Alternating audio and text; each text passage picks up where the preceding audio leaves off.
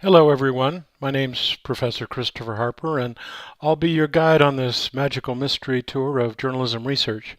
I've taught this course many times during the past 20 years and it's really an important class in terms of doing journalism or simply doing research for anything you may be doing in your life. If you look at its use in journalism, the first step in doing a story is getting an idea. That often includes research. Then there's the actual research and reporting that you need to do in terms of a story, and oftentimes you'll need to find a bit of information, some incredibly important background, some data, and a variety of other things. After your research and your reporting, then you need to write the story. And oftentimes while we're writing a story, we come up with a question, we need a quick answer, we may have a question about a grammar issue, punctuation, that type of thing, so that research really provides a key foundation for journalism. Now, this is an online course, and one thing if you haven't taken an online course, or maybe you've taken one or two, is that you really have to keep up with the work because we don't have that, meeting every Tuesday and Thursday at 9 or noon or whatever it is. There's a tendency to fall behind. It's really important that you keep up with the work. Now, we will be using a website in this course.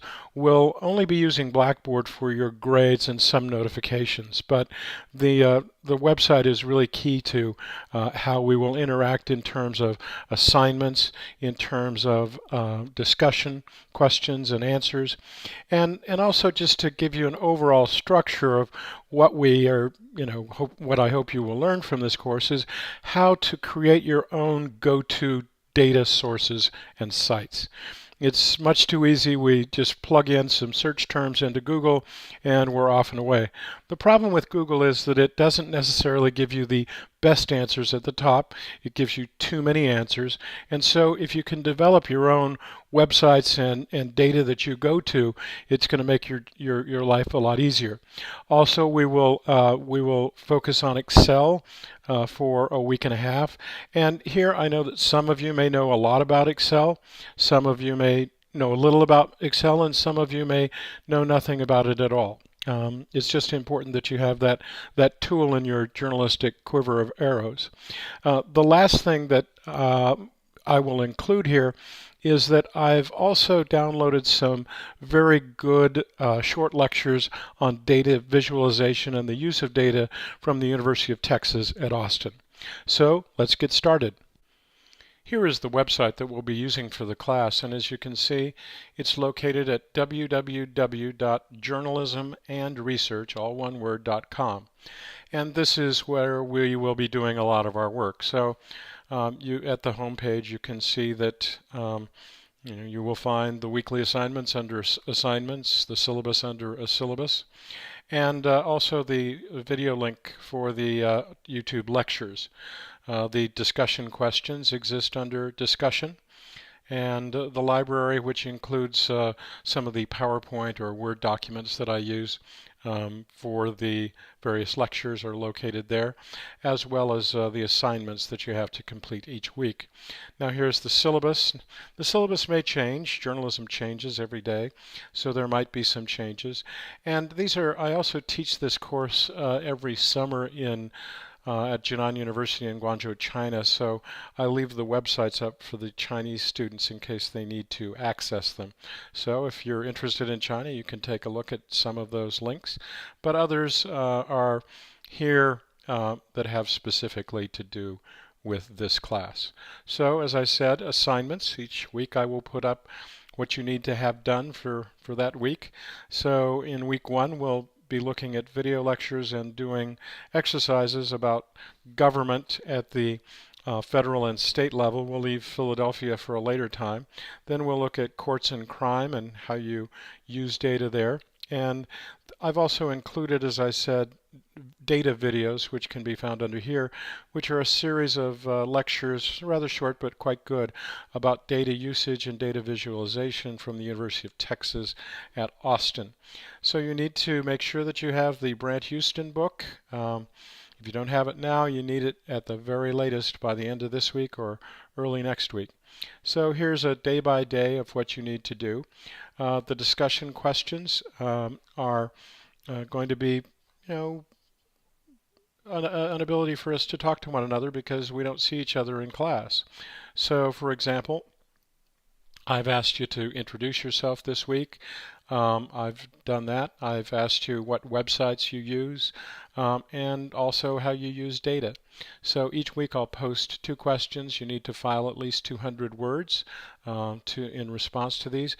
And you can also earn up to a quarter point of credit each week for a 3rd response. And trust me, those extra points can really add up. In terms of the library, you'll see this is the PowerPoint or the Word document that I use, and then an exercise that you need to use, that you need to complete by the end of the week. And here is the syllabus, so that all of it is essentially one-stop shopping, except for grades, and also I'll email you separately from this website. Now, if you need to ask me any questions, feel free to contact me at charper@temple.edu. Probably not all of you have taken an online course before, or maybe you've only taken one, and you'll have questions. Don't feel shy about sending me an email if you do in fact have some questions. Let's take a quick look at the syllabus. It's online on the website, and it's also available online through the course. So, just to point out, you got to get the book by Brant Houston. You need the 4th edition. I ordered copies at the library, but you can also order them online. I'll be checking email and the discussion board several times throughout the day, except for Sundays and maybe Saturdays as well. The week begins on Monday, goes through Friday. And as I said, I'll post 2 discussion questions each week, and you select my post and then you comment.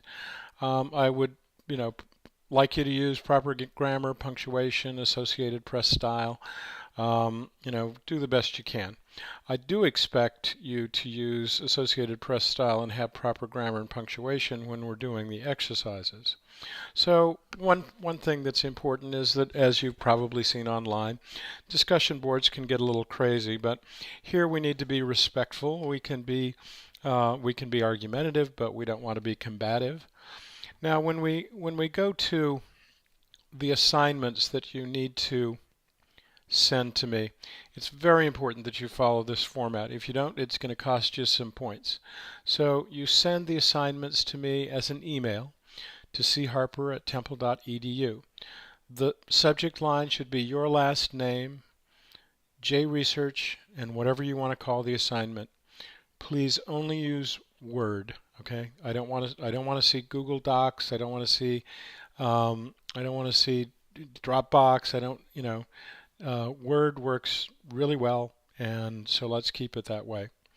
Okay, so that in the syllabus you'll see the the weekly outlines, and those also will be under assignments on the website, which again is www.journalismandresearch.com. There are video lectures on YouTube, and those will be listed each week. We have 3 weeks where essentially we go through an overview of various subjects. So we go through government, we go through crime the first week, then we go to the census and Philadelphia and politics.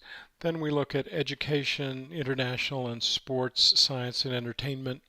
And with each of these there will be an exercise that's due, with the exception of some of them toward the end. There will be 2 exercises due each week. Okay. In the 4th week, we turn to Excel, and you also have a test on searching. Now, what I will do is I will send the searching test to you via email. I will also do that in the following week when there is a test on using Excel. Now in week 4, it's very specific when we come to using the Houston book, and so it's really important that you get it as soon as possible. Now, The object of doing research is to come up with a story and write the story. So you're going to have to do a 600-word story which uses data. And this story, you need to interview people in person, you need to provide at least one photograph, and you need to get out from behind your desk, behind your computer, and go out and talk to people. You also need data, but that's only as a supplement to the story. Okay? You need to tell a real journalistic story. Now the grading policy is, fairly standard. The deadlines, if you miss a deadline for an assignment, you can turn it in late within 1 week for credit up to 70%. I would greatly encourage you to do that. If you let too many assignments slide, it's very easy to get into a hole very quickly. The academic rights and responsibilities are all listed here. Academic honesty, and also the statement about students with disabilities. So that's what we have as an overview for the class in terms of what's expected, how the website works, and how the syllabus is going to work. So thanks very much for listening, and we'll see you online.